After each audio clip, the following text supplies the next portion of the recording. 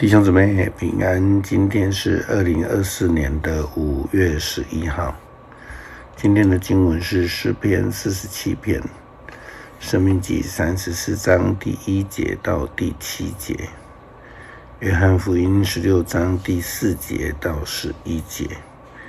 今天要跟大家分享的主题是圣灵的工作。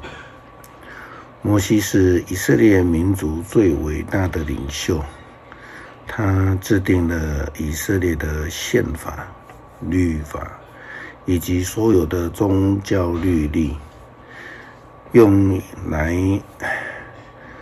引导以色列人脱离埃及异教外邦的影响，慢慢的就跟上帝建立了正确又良好的关系。虽然他是非常的伟大，是以色列的导师、引导者、领袖，但他毕竟是人，是上帝的仆人。申命记34章的记载摩西的死，申命记34章第1节到第几节经文说，摩西的死。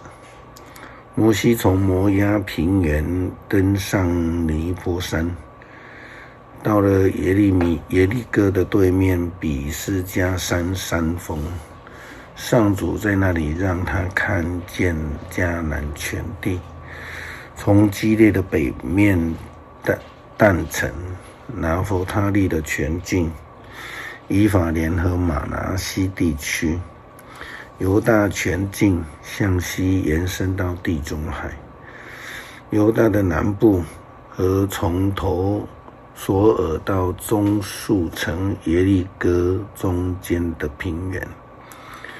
上主对摩西说，这片土地就是我应许亚伯拉罕、以撒、雅各要赐给你们子孙的。我已经让你们看到这片土地，但是你们不能过去。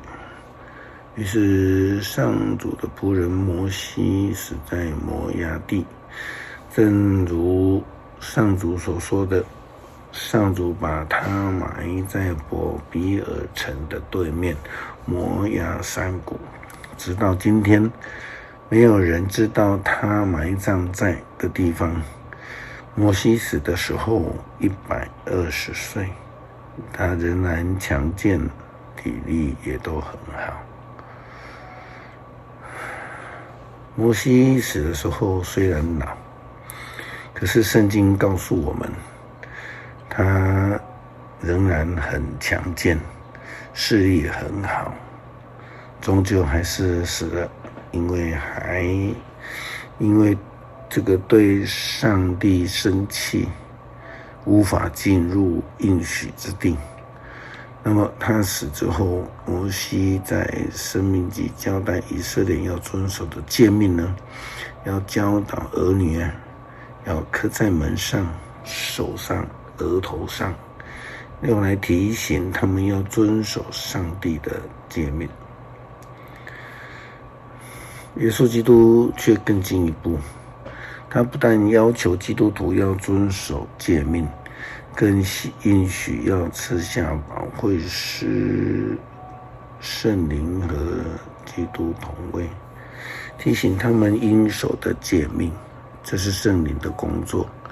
约翰福音16章第4节到第11节就清楚的述说记载耶稣基督所说的圣灵的工作。我告诉你们这些事，是为了让你们在这时刻来临的时候呢，记得我曾经对你们说过的圣灵的工作。我当初没有告诉你们这些事，是因为我一直与你们同在。现在我要回到那位差我来的那里去，你们当中没有人问我你要到哪里去，可是因为我把这些事告诉了你们，你们心里竟充满忧愁，然而我是在告诉你们，我去对你们是有益的。我不去，那劝助者就不会到你们这里来了。我去了，就差他来。他是来的时候，他要向世人证明，他们对于罪、对于义、对于上帝审判的观念都错了。他们对罪的观念错了，因为他们不信我；他们对义的观念错了，因为我信父亲那里。我要往父亲那里去，你们再也看不到我。他们对审判的观念错了，因为这世界的王已经受了影响。而基督徒呢，必须要能够领受并且跟随圣灵的引导，让我们明白正确义的观念。因为耶稣基督离开了升天了，保惠师圣灵就来了，代替了耶稣基督的工作，提醒教导了我们。诗篇47篇，至高的统治者，万民要鼓掌欢呼，要高声歌唱，颂赞上帝，要敬畏至高的上主。他是大君王，统治全世界。他使我们征服万民，他使我们统治万国。他为我们选定了居住的土地，作为他所爱的民可夸耀的产业。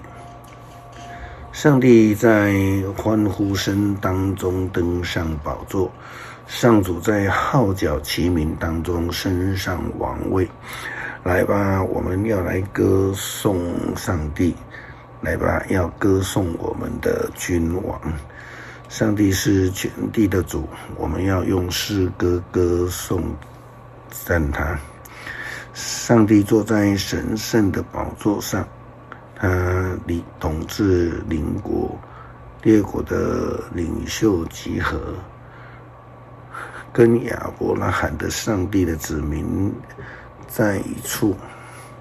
亚伯拉罕的上帝的子民在希伯来文说要做亚伯拉罕上帝的子民。